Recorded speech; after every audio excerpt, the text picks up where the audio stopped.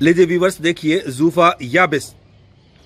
जूफा खुश्क ज़्यादा मशहूर और कॉमन नाम है इसका। जूफा में आमतौर से कोई ख़ास गंदगी या मिलावट या ऐसी कोई चीज़ नहीं आती है, ये आमतौर से साफ़ ही आता है।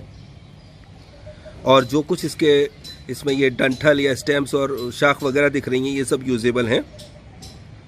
बस जूफा में आपको ध्यान रखने की बात यह है कि नया या पुराना या फ्रेश देखने की बात होती है। देखिए ये फ्रेश नया अच्छा वाला है।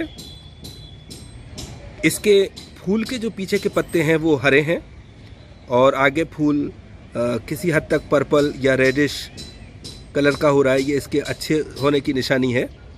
ये जब पुराना हो जाता है तो पीले पड़ जाते हैं इसके फूल, आप देख सकते हैं।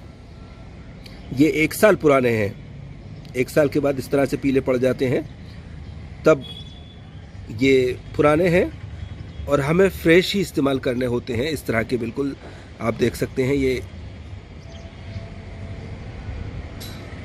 और इसको जूफा खुश्क कहना, नुस्खे में जब भी आप लिखें बोलें तो जूफा खुश्क लिखना ज़रूरी होता है, क्योंकि जूफा रतब नाम की भी एक चीज़ होती है।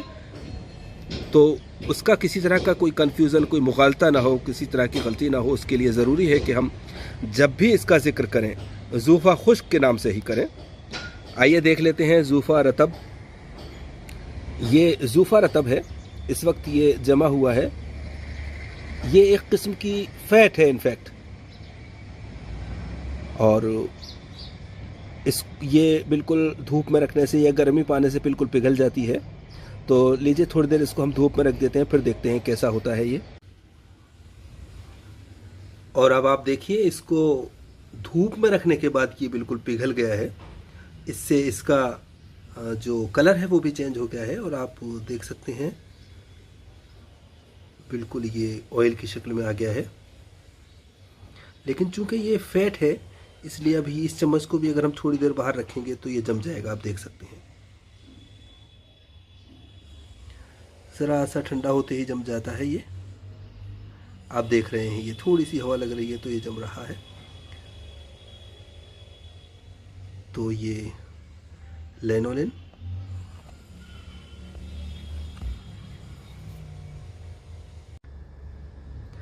Hello viewers, this is doctor Wahid Baig from Jaipur, India. आइए आज बात करते हैं एक और मुफरत दवा के बारे में, एक और सिंगल ड्रग, एक और हर्बल मेडिसिन के बारे में। जूफा खुश्क। जूफा एक किस्म की झाड़ी होती है, एक बुश होती है। ये मिस्र और अरब कंट्रीज में पैदा होती है, इसीलिए इसको जूफा मिस्री भी कहते हैं, और यहीं की जूफा बेहतर मानी जाती है। जूफा का मिजाज गर्म व खुश्क दूसरे दर्जे में होता है। इसकी मकदार खुराक 5 से 10 ग्राम होती है। जूफा को आमतौर से जोशाना या शरबत बनाकर ही इस्तेमाल किया जाता है। खाने की दवाओं में बहुत कम इस्तेमाल किया जाता है। जूफा का भी और दवाओं की तरह से बहुत सारे अफ़ाल हैं, बहुत सारे यूजेज हैं, लेकिन हम यहाँ पर बात करेंगे सिर्फ उन यूजेज के बारे में जो बहुत इंपॉर्टेंट हैं, बहुत ज़रूरी हैं और जो आज़मूदा और मुजर्रब हैं। तो सबसे पहले बात करते हैं, इसका जो एक बहुत ही ख़ास फ़ैल है, जो ख़ास काम है, वो लंग्स पर है। लंग्स में जो गलीज बलगम होता है, ये उसको पिघला करके निकाल देता है। यानी कि पुरानी खांसी या अस्थमा जिन लोगों को होता है और जिनके ब्रोंक्यूल्स में बहुत बलगम जमा हो जाता है और जिनकी लंग्स की म्यूकोजा बलगम का सीक्रेशन बहुत ज़्यादा करती है, यानी कि ब्रोंकियल अस्थमा जो है, जहाँ पर के स्पाज्म ना हो, तशन्नुज़ ना हो, खुश्की ना हो, लेकिन बलगम का सीक्रेशन बहुत ज़्यादा हो जाओ, म्यूकोजा में से सीक्रेशन बहुत ज़्यादा हो रहा हो, ऐसे हालात में ये उस बलगम को पिघला करके निकाल देती है। और जो बलगम की मेम्ब्रेन्स में जो इन्फ्लेमेशन आ जाता है, जो सूजन आ जाता है, चाहे वो ब्रोंकाइटिस कहें या ब्रोंकोलेबिलाइटिस कहें, जो इस कैफियत की वजह से जो आ जाता है, उसको भी दूर करती है। यानी कि वहाँ पे ये एंटी इन्फ्लेमेटरी का काम भी करती है। यही वजह है कि पुरानी खांसी और गलीज बलगम वाली खांसी या अस्थमा के लिए ये ड्रग ऑफ चॉइस मानी जाती है। इसके अलावा इसको जो चोट की वजह से या किसी वजह से जो खून जम जाता है, नीला पड़ जाता है, वहां पर भी उबाल के देते हैं तो वो खून पिघल करके और निकल जाता है। इसकी एक ये खास बात है कि जमे हुए खून को निकालती है। यही वजह है कि इसको तिर्याके मसाना में भी डाला जाता है, चूंकि तिर्याक मसाना में जो स्वेलिंग के लिए या बैक्टीरियल इन्फेक्शन को दूर करने के लिए या फासिल मादे को दूर करने के लिए तो हम देते ही हैं, लेकिन कुछ चांसेस होते हैं कि यूरेथ्रा में या यूरिनरी ट्रैक्ट में कहीं भी अगर कोई इन्फ्लेमेशन है, कभी ब्लीडिंग हुई है और वहाँ पे उसका थक्का जम गया है या थ्रोम्बस बन गया है, तो ये उसको डिसॉल्व करके निकाल देता है। जूफा के बारे में बात करते हुए एक बात बहुत ही इंपॉर्टेंट और बहुत ही तजर्बे की बात है। जैसा कि मैंने बताया कि जूफा जमे हुए खून को निकालता है, पुराने जख्मों को ये कुरेदता है, यूं कह सकते हैं हम। इसी वजह से इसको कभी भी किसी भी ऐसे पेशेंट्स को नहीं देना चाहिए जिसको पहले कभी ट्यूबरकुलोसिस रह चुकी है या लंग्स की कोई ऐसी प्रॉब्लम रह चुकी है जिसमें कि इन्फेक्शन के बाद कैल्सिफाइड ओपेसिटीज़ हैं या कैल्सिफाइड ग्रेनुलोमा है।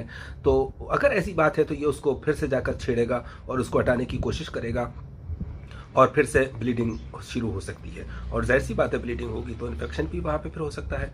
तो इसलिए ये ध्यान रखा जाए कि ऐसे जिस पेशेंट को कभी ब्लीडिंग हो चुकी है या ऐसा ग्रेनुलोमा है तो वहाँ जूफा को इस्तेमाल नहीं किया जाए। और इसी वजह से जूफा गुर्दा और जिगर के लिए मुजिर है।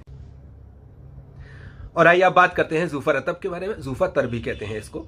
और एक बात हमेशा जहन नशीन रखें कि जब भी आप जूफा का जिक्र करें तो अगर आप उसकी मुराद जूफा खुश्क से है तो जूफा खुश्क लिखें, जूफा तर से है तो जूफा तर लिखें, वरना कंफ्यूजन हो सकता है, कोई मुगालता हो सकता है।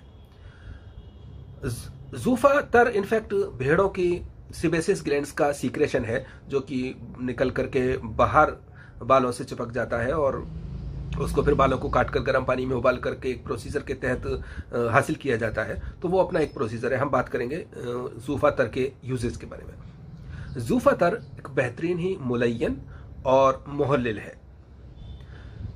ये जहां पर भी जोड़ों में स्टिफनेस आ जाती है, जकड़ जाते हैं, अकड़ जाते हैं, वहां पे लगाने से वो जोड़ खुल जाते हैं।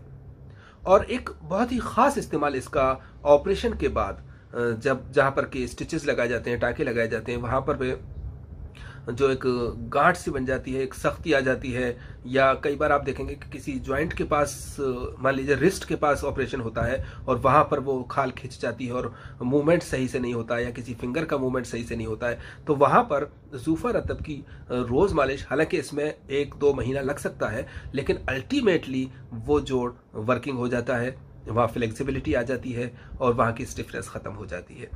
तो जूफा रतब का ये एक बेहतरीन एक्शन है और इसको इस्तेमाल करना चाहिए जो जोड़ बिल्कुल जकड़ गए हैं, अकड़ गए हैं, स्पेशली ऑपरेशन के बाद, वहां पे आप इसका इस्तेमाल करें, बेहतरीन रिजल्ट्स मिलेंगे।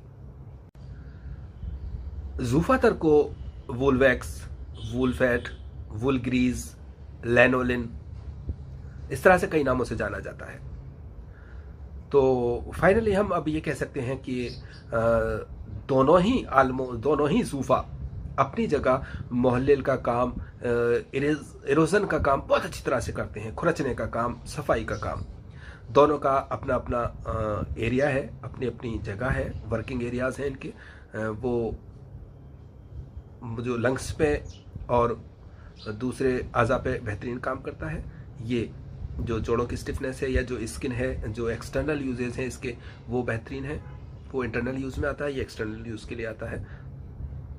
तो ये सब था जूफा खुश्क व जूफा रतब के बारे में। अल्लाह हाफिज़।